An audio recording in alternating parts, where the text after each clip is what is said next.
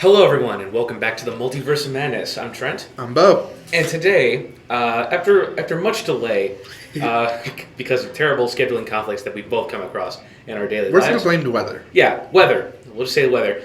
We're finally doing our top 5 movies of 2021. Spoiler alert, Beau's seen a lot more movies than me this year, so I have a very limited list, but I do have we're also doing our films we're looking forward to in 2022, and I have a lot of movies for that, so at least I'm able to bring some meat to the table. Meat. Okay. So let's just. Do you have anything you want to say before we get into it, or we'll do our honorable mentions first? All right. But do you have anything you want to talk about before we get into it? I do want to say that I have some films that are. I wrote this list a while back, so like on my 2022 I recently updated it as well. On my 22 anticipated movies, there's like some movies that have already come out by this point that I haven't seen, but I wanted to address them on the podcast for sure because I haven't seen them yet, anyways. And I will say I missed out on watching some good movies in 2021 because I know Beau definitely has something at number 1. And 2, and 3, and 4. Well, yeah. Like, I don't think you've seen any of my top 5. I mean, I've probably seen like one of them if I know. I don't think. But well, we'll see.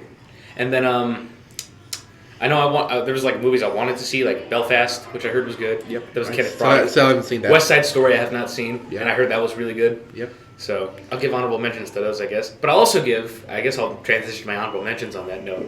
I'll give my honorable mentions to The Suicide Squad, a.k.a. the soft reboot sequel thingamajig that was much better than what we got in 2016. Very true. And Luca, which not Pixar's best film. I do think there's like, I feel like if you blindfolded me and then like you took the blindfold off and while my eyes are adjusting, if you showed me a picture of Miguel from Coco and Luca, I probably would get them mixed up because they're both kind of similar. Okay. Yeah. So first I'm going to list off some movies I have not seen yet that I feel like have like they could at least crack my top 10. I'm thinking Belfast, Cyrano, Drive My Car, The Worst Person in the World, and Coda. So those are a couple that I really think could crack my top 10, but I have not gotten to see them yet. Did Cyrano come out last year? Yes. Oh, I thought it was coming out this year. So it got a festival release last year. Oh, so it's like... So it actually did get an Oscar nomination for Best Costuming. So that's why it's on my... Yeah, so it does not get a wide release until sometime this month, in February.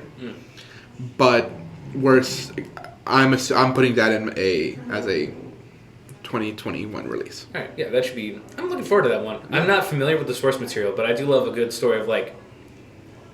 What's the best way I can explain it? Beauty and the Beast. Kinda, but it's like the one person's in love, but he helps the other person that also is in love with the person. I don't know. Yeah. There's a good movie called The Half of It. I think it's called The Half of It. That came out last year. Not last year, but 2020. But that was really good. But yeah. So for my honorable mentions, I'm just going to give you my top 6 through 10. So my number 10 is Candyman. Number 9, The Suicide Squad. 8, Parallel Mothers.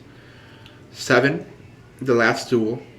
And 6, Billie Eilish, The World's a Little Blurry. Great documentary. And I love all these movies. And honestly, I would say 6, 7, and 8 could honestly probably be my number 5 spot. Like those are 5 through 8 are they're both really great, and I could switch them out at any point.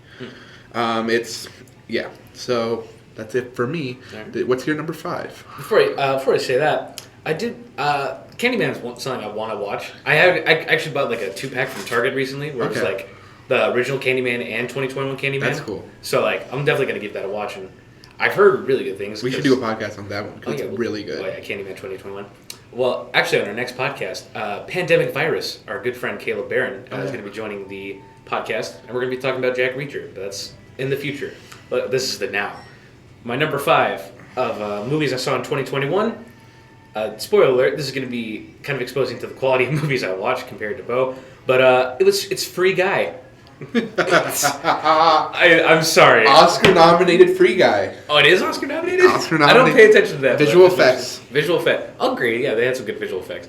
Free Guy is just it's a load of fun. Who doesn't love Ryan Reynolds just messing around? Ryan Reynolds being Ryan Reynolds. Yeah. Of course. And it's got Steve Harvey from Stranger Things. I don't remember his. Steve Harvey from Stranger Things. It's Joe something. Yeah. But he Joe was also Mama. he was also in Spree. Yep, Spree. That was a good one. I have not seen that one yet. Mm-hmm. And it's a lot of fun. Taika Waititi's in it. He chews the scenery when he's in it. And from the moment they're talking about this menacing game developer, and then Taika Waititi walks in on screen as super flamboyant, not New Zealand guy he is. He's like, "All right, everybody, we're gonna make a new game," and it's just a load of fun. I enjoyed it.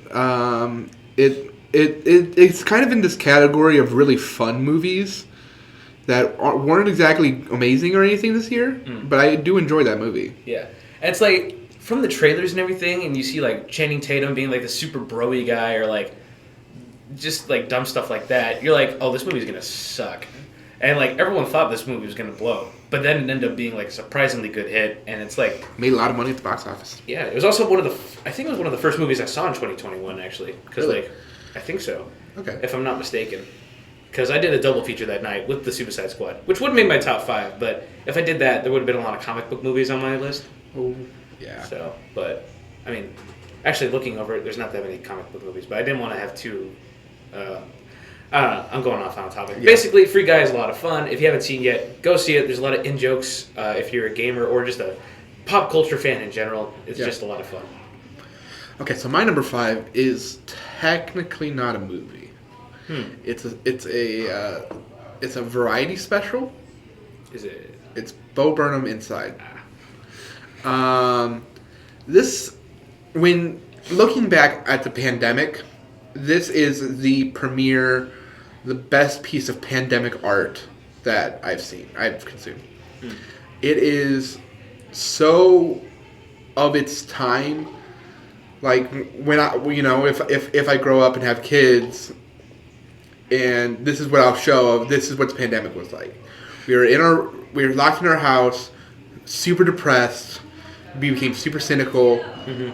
It became one of the songs from Welcome to the Internet, comedy. What's it called? That Funny Feeling is one of the most heartbreaking songs of all time for me. Mm-hmm. It makes me cry almost every time I see it. That and Goodbye are both really heartbreaking. But then you get some really fun songs like Sexting or what's it called? CEO entrepreneur, born in 1964, Jeffrey Bezos. That's a lot. It's a great song. I do agree. I love how that movie kind of starts off as a comedy special, Bo Burnham was planning, and then it's just a slow descent into madness. It really is. Did you see it? I've seen most of it. I have not seen all of it. Okay.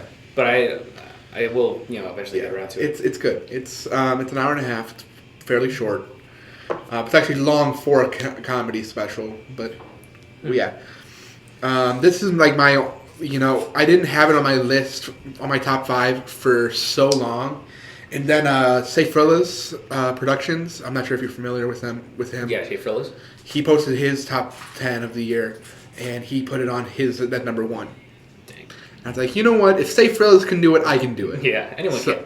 It's technically a movie. It is so uniquely not a comedy special that it is a movie to me.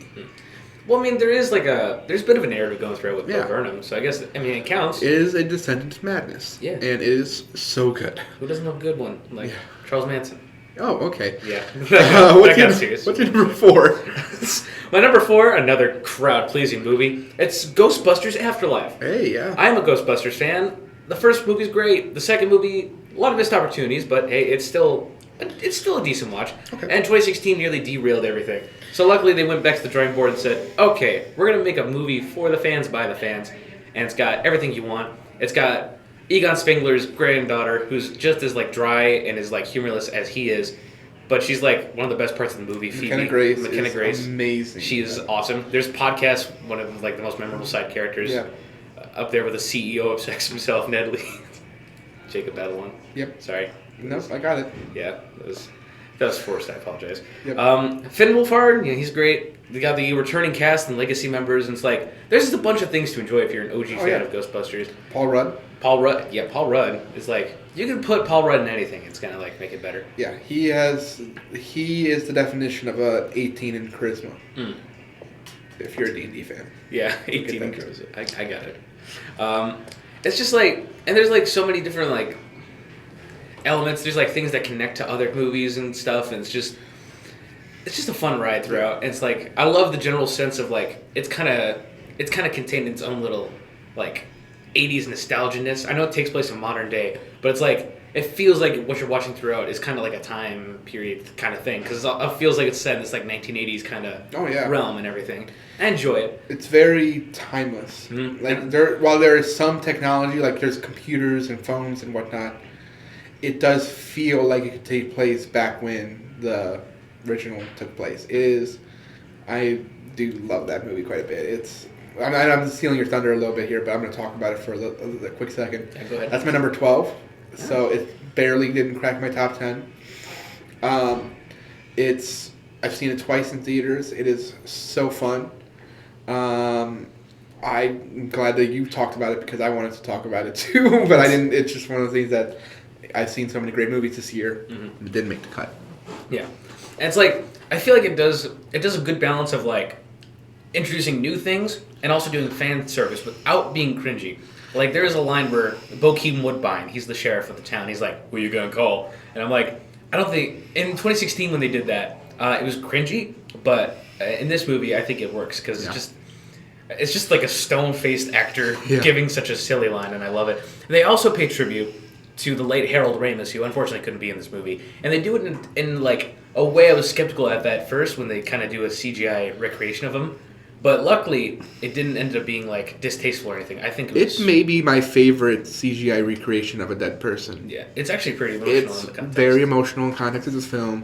It's just it's very respectful, and it looks good. It's like I didn't know that he was dead until I saw it at the end of the movie when I did the in memoriam or whatever for him. I was like when the movie first started and it shows Harold Ramis' character Egon Spengler getting killed off. I'm like, I don't know if they're going to be able to do this because I have a feeling he's going to come back as a ghost. But they did it, and it works, and it's just fun. And I think they're going to come back eventually because there was some post-credit scenes that were like kind of establishing that maybe there's going to be some more to the story. I'd be down for a sequel. I'm looking forward to it. As long as McKenna Grace is back. Yeah, McKenna Grace. Bring back McKenna Grace. Bring back podcast. Bring back podcast. Finn Wolfhard.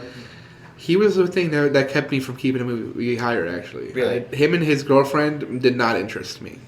I mean, they're the weaker part, but Finn Wolfhard's a good actor. I feel like he's going to go places eventually. Yeah, maybe. But what else was I going to say? There's a comic book out there. This is kind of unrelated, but there's a comic book out there that kind of connects the 2016 universe to the original Ghostbusters universe. Excuse me, the original Ghostbusters universe. Maybe they'll do that in the sequels. Maybe that would redeem the 2016. I'm not for some redemption. Do some Suicide Squad. Yeah, eventually. Yeah, 2016. That was just the year of like underwhelming things that need redemption. So yeah. All right. What is your number 4 now, good man? West Side Story. West Side Story. Okay, the movie I didn't get to see. Though I'm a musical geek. Yeah, it is so freaking good. Like, okay, so I haven't seen the original West Side Story. I just haven't gotten around to it yet. But this is possibly the best remake I've ever seen. It is. It's just perfect. I mean, I have one flaw with the movie, and that is Ansel Elgort is just not very good in it. You know, take out his creepiness in real life. Just take that out. He is very underwhelming in the movie. Everybody else is at an 11. They are the performances are just so great. But Ariana DeBose got her Oscar nomination. I personally gave it to Rita Moreno for Best Supporting Actress, but I mean they're both amazing. Who's the main girl? Rachel Zegler is quite great for her first role. This is like her first role ever, and she killed it. I would have given her an Oscar nomination if I was the Academy. Like her first leading role or first role, movie or period. television role? Wow, that's impressive. Yeah. Then again, like there's Precious, the lead actress in that. That was her first role. Gabourey Sidibe? I think that's what her name is. It's a very weird name. So no offense to Gabourey Sidibe. I'm pretty sure that's her name, but David Alvarez is Bernardo. Sorry, he was amazing. Who else am I missing? Mike Faced is so good, and he's like best supporting actor is a very crowded thing this year, and it's just category this year, and I personally gave it to David Alvarez over Mike Faced, but Mike Faced is so freaking good in this movie. He plays Riff. But I mean, the music, the cinematography, the production design, it is a visual feast. It is just so good, and the music, of course, is great. Rest in peace, who did it, that passed away this year. I can't remember his name, but rest in peace, whatever your name was. You're a very influential person. I can't remember his name. I'm gonna stall while Trent looks it up. Well, hey, that's Stephen Sondheim. Yes, Stephen Sondheim. Well, no, he was the lyricist. The composer was Leonard Bernstein. That was the original. Yeah. Okay, but no, Stephen Sondheim. Sondheim. My bad. I mean, it's just so. Yeah, I love this movie. I can't wait to watch it again. It comes out March 2nd on Disney Plus. All right, so that's when I'll have to watch it then. Yeah, I mean, it is showing at one of our local theaters, one that's closest to us right now. Oh, cool. Without doxing us, I'm just going to tell you. Like we're popular enough to get doxed.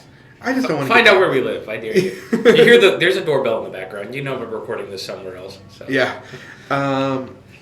But that's Spielberg magic, baby. That's Spielberg magic. I remember when my dad first saw the trailer for it, he was telling me, this looks exactly like the original. So, like, Spielberg's really good at, like, maintaining the magic of the original most of the time. So it's, like, good for him. Yeah.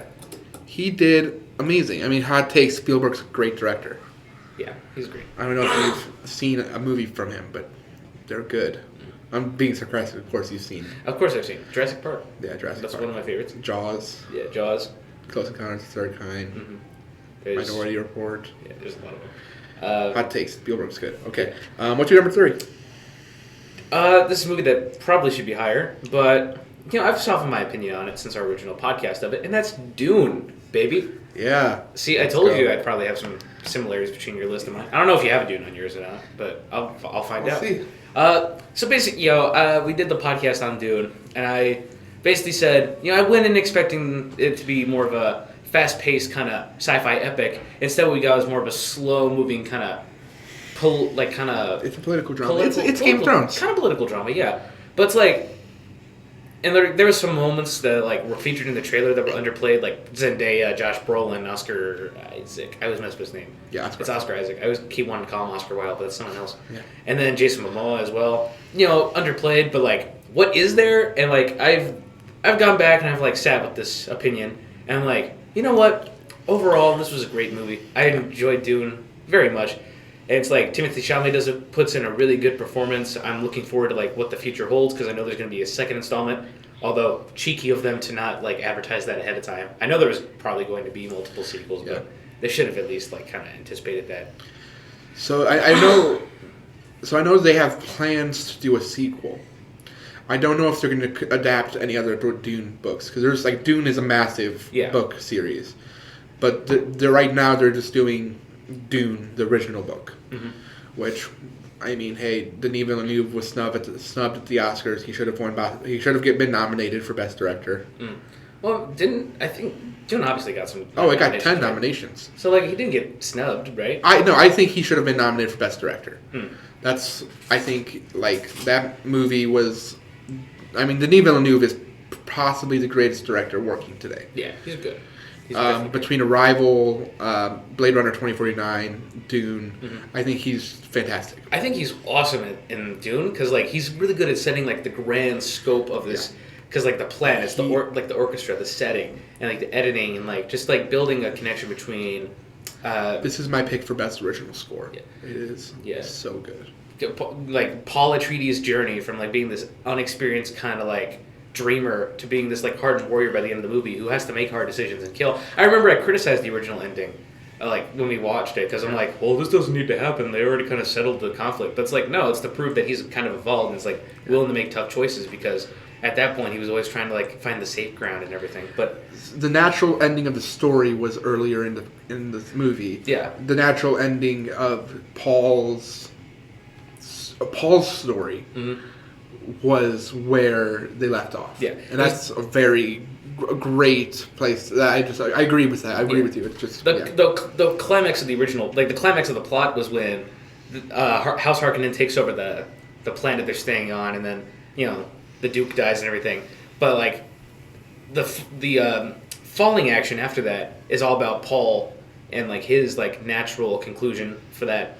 Yeah. Into like becoming the leader for part 2. So like good on you, because like I feel like if I just watched this movie once and gave it no more thought, I probably would have had it number 5, or maybe it would have been an honorable mention, because it wasn't for me at the time. But I've grown to love it, and I'm excited for part 2. It's one of my anticipated movies for whenever it's coming. I believe 2023, 2024. I think it's next year, 23. All right. Spoilers. Dune did not make my top 5. Oh. It's number 15. Oh wow. But I still love the movie. It's still a 9 out of 10. It's very great.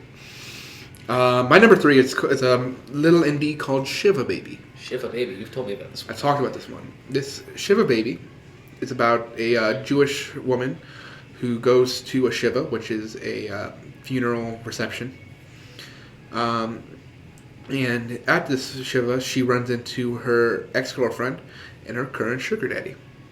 And it is one of the most intense, hilarious movies I've ever seen. Mm-hmm.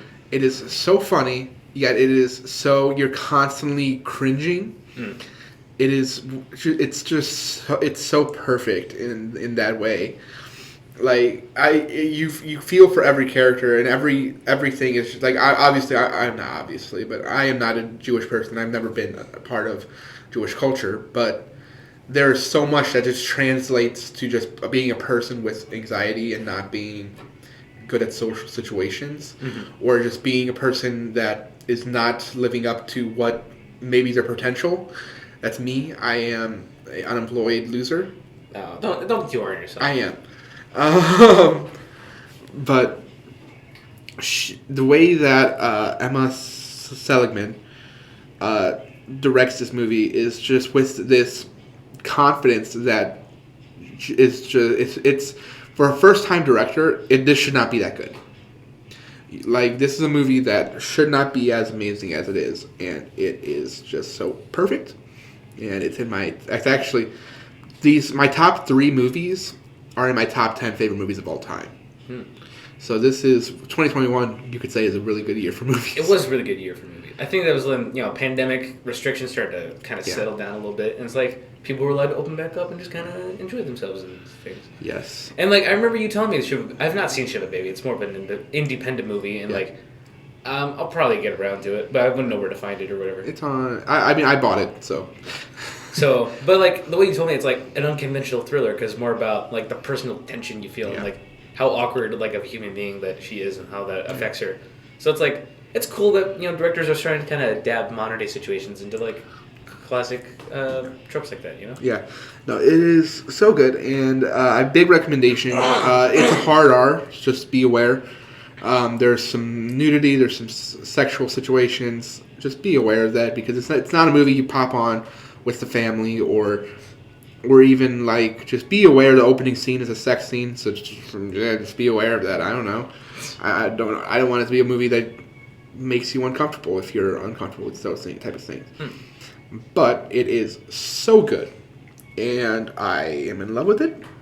And the lead actress is beautiful, and I can't remember her name right now. Someone will look it up. Rachel Snow. Rachel Snow. She is amazing. We love her. Good job, Rachel Snow. Okay. What's your number 2? It is Last Night in Soho.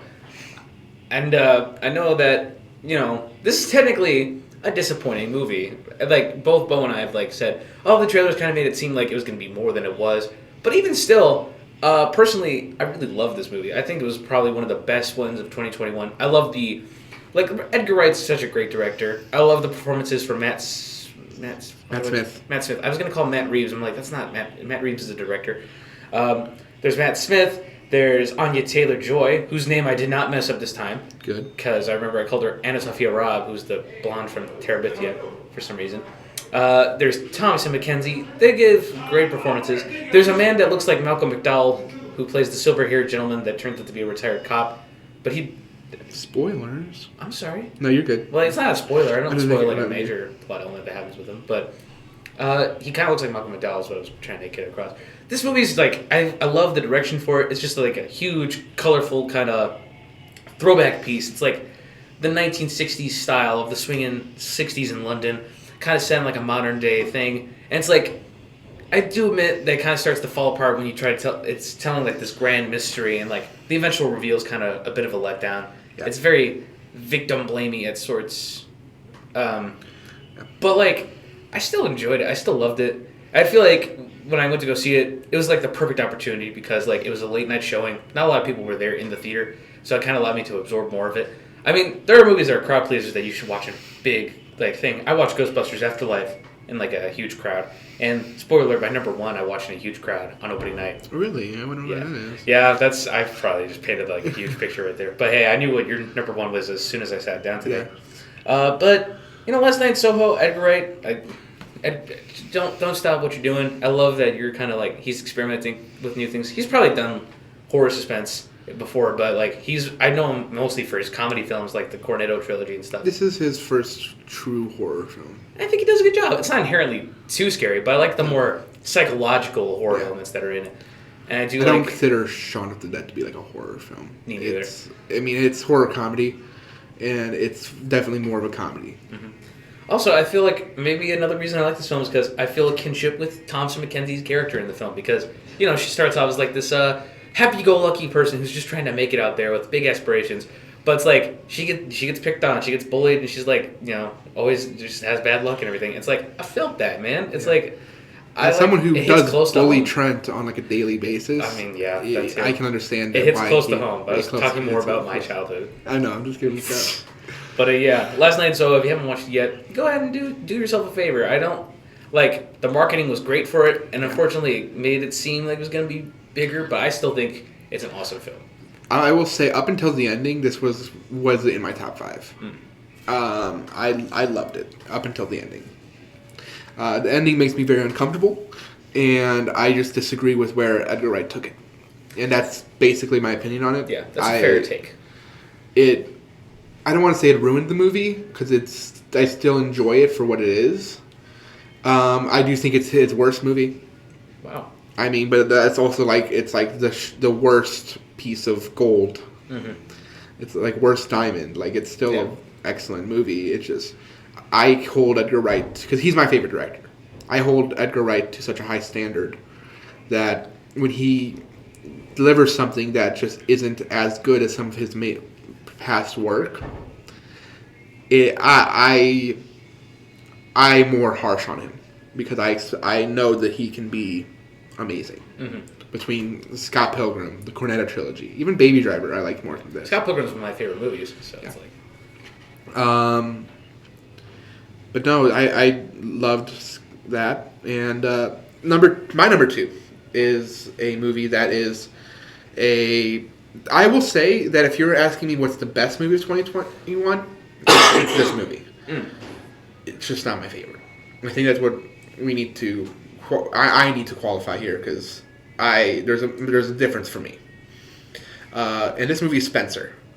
Pablo Larraín Spencer follows Princess Diana. And it is about a weekend during a Christmas time during one of the... Sorry, I'm stretching. It's alright. Oh, crap. It just follows Princess Diana during a Christmas weekend. And it is one of the most haunting, beautiful films I've ever seen. I'm actually going to be rewatching it in the next week or two, so I'm very excited to rewatch it because it just came on Hulu. So which movie did you say this was? I'm sorry. Spencer. Okay. No, you're good. Kristen Stewart gives maybe my new favorite performance ever. She is K-Stu, Twilight Girl. She's got an Oscar nomination, her first one. Yeah, she's evolved definitely. Kristen Stewart is the best. Kristen Stewart and Rob Pattinson are the definition of what happens when you give an amazing actor a terrible script. Yeah, because the Twilight films are bad. Yeah, objectively. Objectively, they are bad movies. However, the acting, I believe they did the best they could with what was given to them. Because it's filled with amazing actors. Except for Taylor Lautner. I don't really like him. Yeah, but he's just the obligatory hot guy that everyone wanted shirtless in their movies. Yeah. But I think Robert Pattinson and Kristen Stewart are just two amazing actors. We're about to see Robert Pattinson as Batman. Mm-hmm. Kristen Stewart, she's been killing it in everything that she's been doing. Even before Twilight, she was an amazing actress. She got handed a bad role. Yeah. And it sucks. It sucks that that's what people remember her from. It sucks. But Kristen Stewart in this movie is just so you can't keep your eyes off her. This was one of my favorite movies experience, like one of my favorite movie theater experiences. It was empty except for a group of 4 women, like older women that were just like, yeah, it was. I don't know if that's telling of the kind of.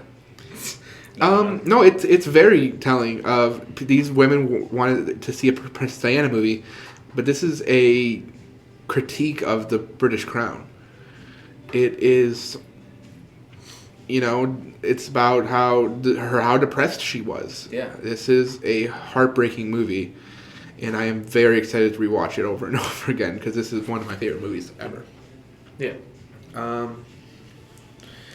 What's your number one? I wonder what it is.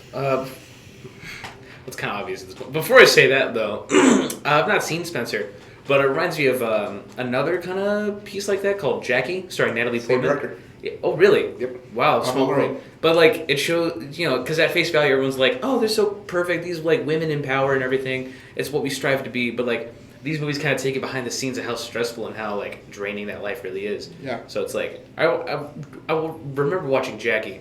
And I remember, well, first off, the guy playing John F. Kennedy looked remarkably like him. Yeah. But, showed, the true, kind of, mental issues that kind of, was going on and, how Jackie was behind the scenes and how she really was and everything. Yeah. Everyone kind of envisions them to be these perfect kind of, women. But, they have their own flaws and everything. And nothing wrong with that, Yeah. Sometimes you learn from those flaws. And it's sometimes you can get a feel from them. It's just people are flawed individuals. People aren't perfect. And I think that's a great thing that Pablo Larraín has done is just show that, it's not even that they aren't perfect. It's I don't think that having mental issues are a flaw, and I don't think that's what you were trying to say. Yeah, I think it's more that people are people, and they struggle with everyone struggles with something. Yeah, and Pablo Larraín is a great director, and I think that creates more empowering female characters because you can create a female character that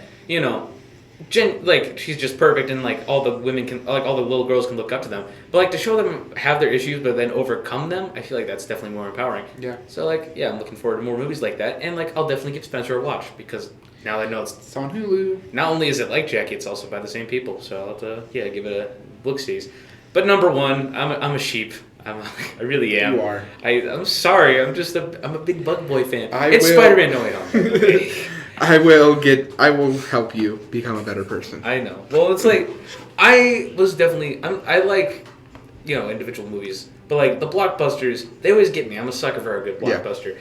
And Spider-Man No Way Home on opening night with crowd reactions, witnessing all the past nearly 10 years at this point of Spider-Man 20 years. 20 years? Oh my! Wow, I'm an idiot. I'm sorry. 20 years. I'm sorry. I just I drink coffee, but for some reason math is still just not my thing. Yeah. The past 20 years of Spider-Man culture and history and everything that a fan could want wraps up in this movie and somehow adapts one of the most reviled storylines in Spider-Man history, where basically Spider-Man makes the world forget his secret identity, and it makes it good, and it sets a new precedent for what's going forward with the character and everything. It's it fixes everything that I had like against Spider-Man: Far From Home. Yeah. And doubles down on things I liked from Homecoming and like the few elements I liked from Far From Home. And like it also acknowledges all my other favorite movies that from the past. That's like bringing back classic villains, fleshing out characters a little bit more. I mean, and like just having fan service moments that aren't cringy but like do a service. Like Charlie Cox coming back. I don't know if I'm it's okay to like mention some things now. Right? I would say that's an okay spoiler. Okay. I won't reveal like the third act. Stay away from it. Okay. But like Charlie Cox coming back, like there's like a bunch of legacy characters that come back, like the villains. Of course. We can talk about the villains. Yeah, like Willem Dafoe. I think he's even more terrifying this time because you actually see his face. What else? There's like something. Yeah, everyone's favorite line. I'm something of a scientist myself. I think everyone marked out at that point. That was so funny. Like that was like legitimately kind of bad, but I loved it. Like I don't know. Like that was okay. So putting my cards on the table. I was disappointed with the movie, but I still loved it. But it was one of those things where even if, like, I don't know, I think I was just expecting it to be the greatest movie ever made, and it's very much not. Yeah. But it's super fun. Like, it's super fun. Like, this is one in the fun category. This is probably my favorite fun movie. Or I don't know, there's some other ones that are probably Suicide Squad. But this was just super fun.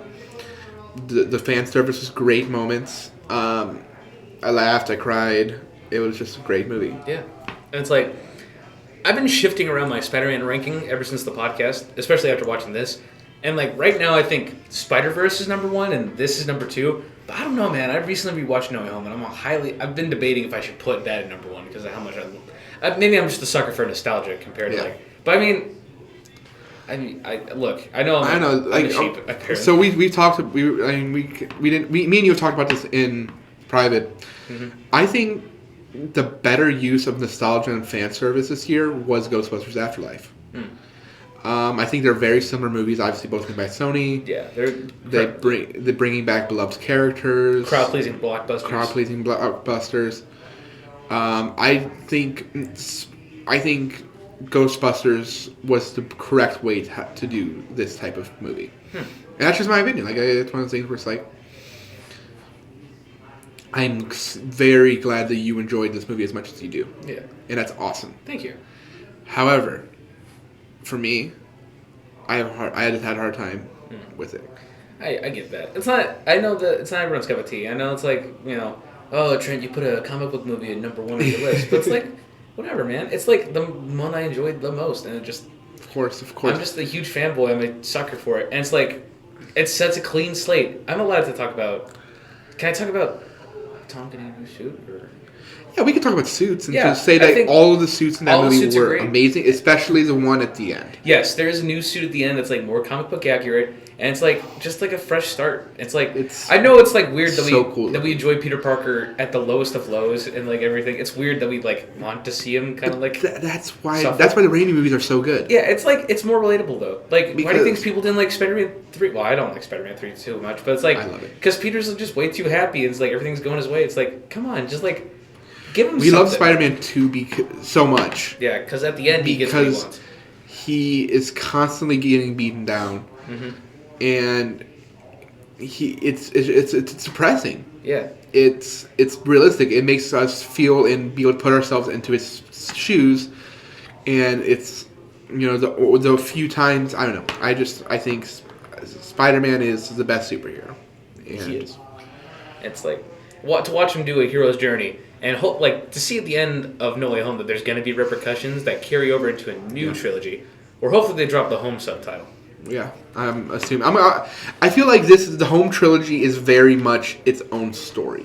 It's his origin. Yeah, it's Spider-Man 1, which kind of weird they did multiple times because at the end of each Spider-Man movie, it seems like okay now he's really gonna understand what being a hero is, but hopefully this is the last time that but it works so well, especially with I'm gonna mouth that's a spoiler. I didn't want to say it, but in this conversation basically another character kind of steps into the role of something else, and it's like I think they do it in a way that makes sense. Yeah, that was my favorite part of the movie. I assume there's a rights issue going on with the character that like they're not allowed to like kind of like explicitly do it, but like the way they get around it, I feel like they do a really good job. Yeah, no, for sure. Yeah, but then all right, that's all my gushing for No Way Home. I'm sorry that we did 2 podcasts in a row where I gush about Spider-Man, but it's whatever. No, Technically 3 if we count the lost episode. The lost episode of 2002 Spider-Man, but whatever.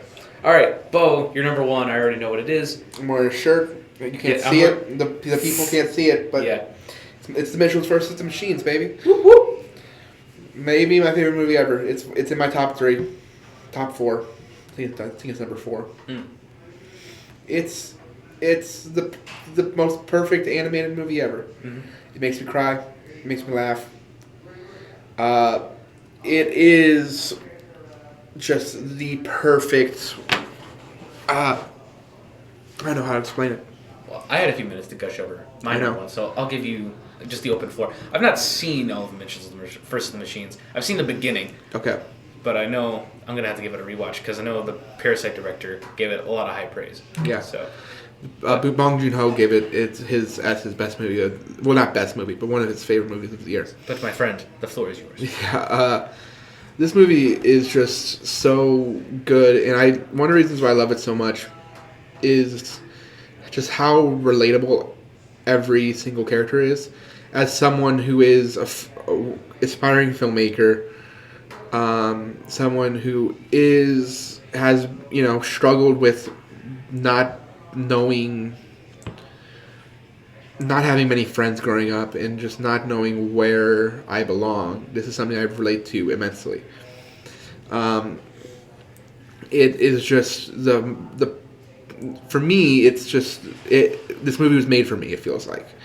To the point where like even like side characters, I'm like, oh wait, that's this person in my life. That's this person in my life. There's so many lines where it felt like it was just ripped out of my own life, or like, so this is this is not that much big of a spoiler. There's Aaron, the brother character. He has to go to the bathroom during a chase scene at one point, and whenever they stop to let him go to the bathroom, the dad's like, "Hey, you need to hurry up real quick." And the kid, Aaron, walks out and goes, "False alarm. I was just in there reading." My little brother, Avery, does that constantly. He's in the bathroom for at least an hour reading. The kid does, it's like... Do your reading in your bedroom like a normal human being. Yeah. It is so, just like, wow, that's straight from my life. And it's he would do that. Shout out to Avery Gordon. Shout out to Avery, we love him. Yeah. There's like just so much little things, and there's like, oh wow, yes, Katie, the main character, has a Criterion collection. So do I. Yeah. Like, she wants to go to film school. So do I. There's so much relatability in it. I love the movie. It's so funny. She has problems with her dad. Yo, same. I don't know. I'm not trying. I love this movie. Mm-hmm. Everyone should watch it. It's the best. Mm-hmm. Definitely on my list. I had to get around to it. Yes, watch it tonight, or I'll kill you. All right. Wait, what? Whoa. This podcast is now official recorded evidence. Yep. If Trent shows up dead, it probably wasn't me. Because he lists the YouTube sensation, RegularTrent found dead at 21. Yeah. But yeah. So we got to be quick with our next segment. Oh, yeah, shoot. Our time's almost up in here. I doubt anyone's waiting for us. No one's going to kick us out. No one's going to kick us out, but I have to go. Oh, okay. All right. So let's be quick with it. Yeah. So this is our, we're going to go briefly over, some films we're excited for 2022. We'll just trade off. I feel like I have a lot more movies in my, maybe, I don't know, probably not. I think we talked about this, but what we'll do is we'll say the movie and then one thing that we're excited, why we're excited for it. Okay. So you go first. All right. Scream 5. I know this came out already. I thought it was going to be a reboot, but it's like they're continuing from the original thing. And it's like, I'm all for horror movies. Yeah. Sorry. I love the way you said that. Presser. I couldn't think of something. I'm sorry. Marry Me. I love Owen Wilson. Mm-hmm. I think this looks so fun. I am going to go see it this weekend, probably.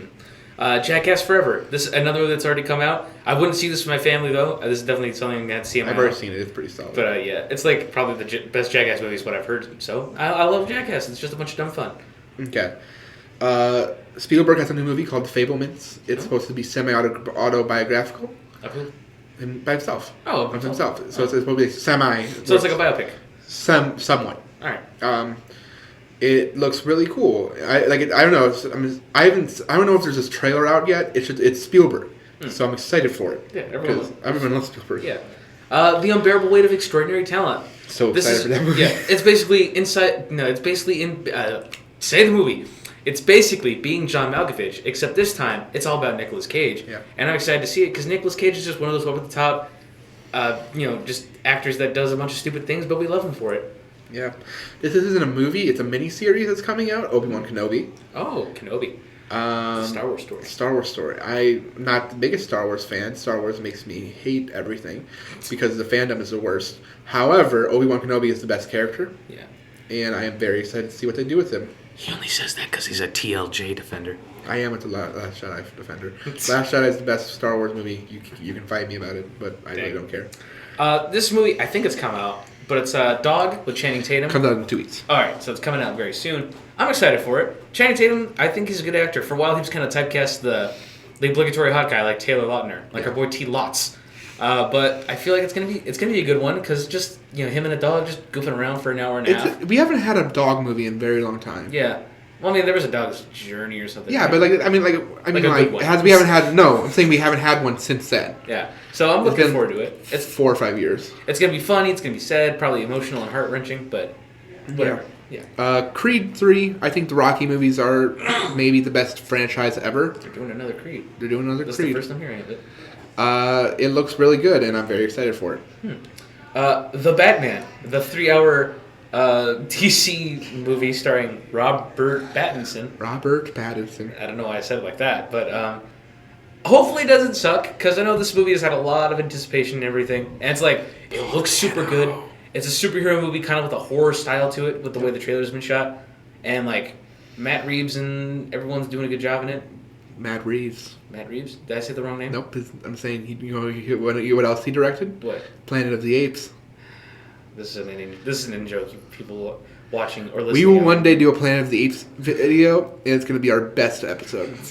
I've got to get to that. But hopefully, 3 hours long. I hope it doesn't suck, because I know there have been DC movies in the past that anticipate me, but then they end up sucking. So hopefully the Batman's good. Yep. Now You See Me 3. They're doing another one. Really? It's one of my favorite franchises as well. Those first 2 movies, they're not good, but they are so fun. I'm in love with the first movie's all right. The second movie, though? Oh, remember the scene where they're tossing around the card in that bank heist? That's okay. It's so a cool good. Scene. That's a cool scene. It is. Daniel Radcliffe's in the second one. He plays an eccentric villain. I love those movies. They make no sense whatsoever. They are the Fast and Furious of magic movies. Yeah, like how did Mark Ruffalo act incompetent all those years and somehow become a high-ranking police officer? Exactly. Whatever. He is so good. We love the Now You See Me movies. Just Jesse Eisenberg. Yeah. Across the Spider-Verse. I feel like excited. Part 1, but I'm not too upset about that because it means we're gonna get more Spider-Verse in the span of a couple of years. It's gonna be great. The first Spider-Verse movie, another Spider-Man movie I'm talking about. Wow. Yeah. Unique animated style. It's gonna focus on more obscure Spider-Man. Finally, my boy Miguel O'Hara is gonna get some screen time and some love. Yeah. And it's like Miles has a new suit, and there's more universes to explore. So it's gonna be a fun time. Yep. Turning Red, new Pixar movie. Mm-hmm. I'm very angry that it's coming out on Disney Plus and not going to be in theaters. They have. When did they decide that? There was a couple months ago at my local at the local theater that we have to refer to as the local theater, so we don't get doxxed again. Try to find us. There was a poster advertising Turning Red outside. Yep, but they changed it a couple months ago. Yeah. Last month. Sorry. Sorry. I was just saying. No, another movie that has been advertised for a while. I don't think Morbius is on either of our lists. Nope. Because at this point, it's a joke. It is being released on April Fools, and it's been delayed 7 times at this point. Yeah. Probably. That's hyperbole. Probably not. It is the most delayed film actually, that's not true. Because there's a movie called The King's Daughter that just came out that was filmed in 2016. Dang. Yeah. But anyway. Yeah. So Turning Red. It looks amazing. I love Pixar. It looks really fun. Yeah. It doesn't look good, Pixar. Where was I? Lightyear from Pixar. Basically, Chris Evans voices Buzz Lightyear in like a real world setting. The new trailer came out and it looks interesting. Yeah, it doesn't look From bad. it, there's this robot cat in the new trailer, which I thought was voiced by Tom Hanks, which I thought would have been a clever in joke. Yeah. But it's someone else who sounds like Tom Hanks. But good on that. It looks like it's going to be a lot of fun. Yeah. Nope. Jordan Peele has a new movie called Nope. I think I heard about this. And Jordan Peele is one of the most exciting directors working today. And I'm excited with his third out. It's his third outing as director. Mm-hmm. I'm excited to see what he does with it. Stephen Yeun's in it, which is really awesome. I love him. Mm-hmm. I love Minority. He was also Invincible. Bum, bum, bum, bum. Sure. Which Beau has not seen. I have not seen, because I don't like that genre of Evil Superman. Evil Superman. I think it's boring. You'll come around to it. No, I won't. Hey, if I have to watch a bunch of movies for you, you gotta watch Invincible. I will watch Invincible if it gets you to watch some good movies. Okay, Invincible and The Boys. That's your homework. Damn it. Okay, I'm not watching The Boys. All right, fine. The Boys is a little too much. But... I'll watch Invincible, not The Boys. Okay. Your turn. Halloween Ends, which I think is still coming out this year. I've not heard anything, but there's not been a lot of production things shared about it. But it's going to be interesting. Hopefully, Halloween does end. Hopefully. Because as much as I love the Halloween movies, Halloween Kills was a massive disappointment. I disagree. I loved it. I mean, there's things I liked about it. We were going to do a podcast on it, but that never happened. But, Halloween Kills was okay. Because, it's been planned as a trilogy, so it meant that anything that happened in Halloween Kills meant that it wasn't going to affect anything about the third movie. So hopefully this provides a satisfying conclusion, and hopefully it rectifies one of my most infuriating character deaths that happen at the very end of the movie. I'm not going to spoil it. I mean, who cares? But I'm not going to spoil it anyways. It comes out in a couple weeks for me. Uncharted. Uncharted is one of my... Looking forward to that? Yes. I mean, Tom Holland and... Listen, does it look good? Probably not. No. Uncharted is my favorite video game series ever. Well, I mean, it's about to be unseated by Horizon, because that's becoming a series. But of current franchise video games, Uncharted is so good. I think Uncharted 2 is just one of the greatest games ever made. And I'm excited to see what they do with it. All I'm saying is, Nathan Fillion and Stephen Lang over Tom Holland and Mark Wahlberg any day. They did. Have you ever seen that fan film? I have not seen it. It is. I think it does a better job than what this movie could do, and it hasn't even come out yet. Boom! The ball is now in your court, Sony. Listen, watch the movie and form your own opinion. I am very anti just not seeing a movie because the trailer looks bad. I'm not saying Tom Holland's not a good actor. It's just he's doing the whole high-pitched young guy thing. That's like they want it to become a franchise, and they want to maybe he'll grow into the role. Hopefully. Yeah, I think he will. I'll give it. I'll watch it, but I'm not going to go in with the highest of hopes. Sorry, I didn't mean to crap over that. No, you're good. Your entry there. Texas Chainsaw Massacre, another horror movie. This one is a direct sequel to the original, not to be confused with Texas Chainsaw 2013, which was also a direct sequel to the original. Basically, every other movie in the franchise does not count. This is interesting, mainly because I had no idea it was going to happen until I was doing a deep dive on these movies, because they're a very weird kind of topic to talk about for horror films. Because Texas Chainsaw is a weird franchise after the first movie. Actually, the first movie is pretty weird as well, but I think the first movie is probably one of the most effective horror films. I'm excited to see what they do on Netflix, because it is a Netflix exclusive, which is a bit of a bummer, but I'm looking forward to it. Yeah. One of the local theaters, not the one that's closest to us right now, but the one that's closest to where we go to church, that one shows Netflix movies. Oh. Sometimes. Oh, yeah, because you saw Red Notice there. I saw Red Notice and Tick, Tick, Boom. So, and there's a Kanye West documentary miniseries. I'm Kanye West. Okay. Sorry. Way to bring that back up. Yep. Anyway, so Kanye West is doing a documentary series that's going to come out, and I'm going to see it in theaters because I love Kanye. He's a walking meme, and we love him for it. Next up is called Babylon. It's about Hollywood, but it's directed by Damien Chazelle, who did La La Land, Whiplash, and First Man. I think Damien Chazelle is a great director, and I'm very excited to see what he does. All right. The Bob's Burgers movie, because I'm a Bob's Burgers fan. Yeah? Have you watched that show at all? I do not like it. Okay. I've tried it. I've tried to get into it, but it's just not for me. Yeah. Well, I mean, I'm looking forward to this movie. It's just going to be a one long Bob's Burgers episode. Yeah. And even though I have another favorite TV show of mine called Psych, and even though those movies are just long episodes of like the show, Yeah. I'm not a big fan of those, but I think Bob's Burgers will do well because it's a little more zany. It's in the realm of animation, so they get away with a lot more. And it's going to be a lot of fun, hopefully. Yeah. Avatar 2 is supposed to come out this year. Oh. So if it does come out, that'll be exciting. Yeah, another year of wondering if it'll come out. Yeah, I actually really enjoyed the first Avatar. It has its flaws, but I think it's a really great movie. It's just one of there's a reason why it made so much money. It's just so fun. It's a visual masterpiece. Yes. I think it is. I was trying to find the right word for it. I've got 4 more. Okay, I got 2 more. Okay. I think this is an Agatha. No, not Agatha. It's Agatha Christie. It is? Death in the Nile? Yeah, I was about to say. How'd you know? Oh, yeah, I told you this before. I didn't think you remembered. But. Well, yeah. I also, when you mentioned Agatha Christie, Death in the Nile comes out this week. Oh, it comes out this week? Yeah. All right, Death in the Nile I'm looking forward to. I have a personal connection with the Agatha Christie kind of mystery series. I was in an adaptation of The Mousetrap for our local theater. I played a character in that, so it was a lot of fun. Yeah. And this is I believe it's her connected to her Poirot character. Yeah, Hercule Poirot. Yeah. I also auditioned for another project called Murder on the Orient Express, which is also about that character. Yeah. Didn't get that role, but I know the Murder on the Orient Express movie that came out a couple years ago, and this is a sequel to that. Oh, cool! So it's I'll have to watch that then before I get on to this. I had no idea there was a Murder on the Orient Express movie already. Yep. I think Kenneth Branagh plays him, and it's. I forgot about it, so I'll have to get to that. Yeah. All right. Number 4. Not number 4. This is in no particular order, by the way. This is just I made a massive list.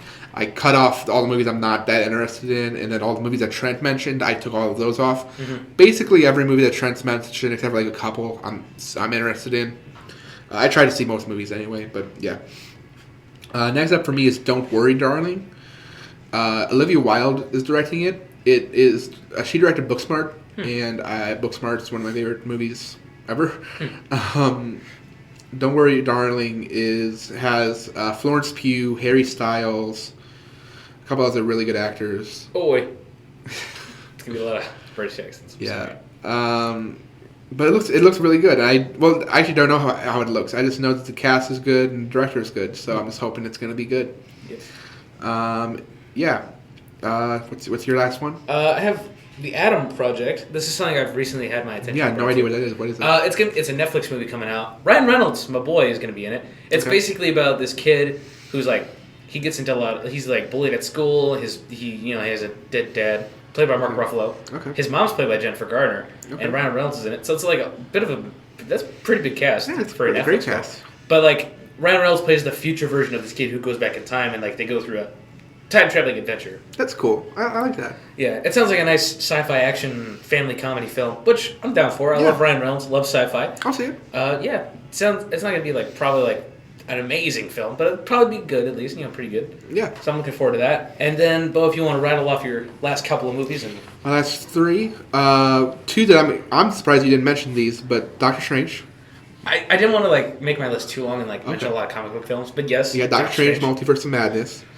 I wonder where we got our podcast name from. Thor: Love and Thunder. Thor: Love and Thunder. Taika Waititi. Taika Waititi. Very excited for that. He's one of my favorite directors going. And actors. Yeah, but mostly director. Yeah. Jojo Rabbit is maybe my favorite war film. At least mainstream. Mm-hmm. It's just so good. And then The Northman, which is... I can't remember the name of the director. He did The Lighthouse and Robert Eggers, The Witch. Or The Vivitch. The Fish. Vivitch. No, that cast is amazing. Anya Taylor-Joy's in it. One of the Scars, I can't remember which one. Willem Dafoe's in it. I'm just very excited for that movie. The trailer looks very good. You mean Willem Dafoe? Sorry. Friend. Willem Dafoe, friend. I was going to make that joke, but I'm there's no way I can slide it in now. I've already talked about No Way Home. But then I heard about this movie now, so it's I can make a Dafoe joke. But that seems to be all the time we got. We've talked a lot about movies, and we got to get going. Well, I got to get going. Yeah. But, hey, look forward to our next episode, Jack Reacher, with our good friend Caleb Barron, a.k.a. Pandemic Virus. But until then, this has been the Multiverse of Madness. And in case we don't see you for a while, have a good morning, a great afternoon, a great evening, and I messed up the great evening. You messed it up very bad. But it's okay. Have a good night. Yeah. And be good people. Bye.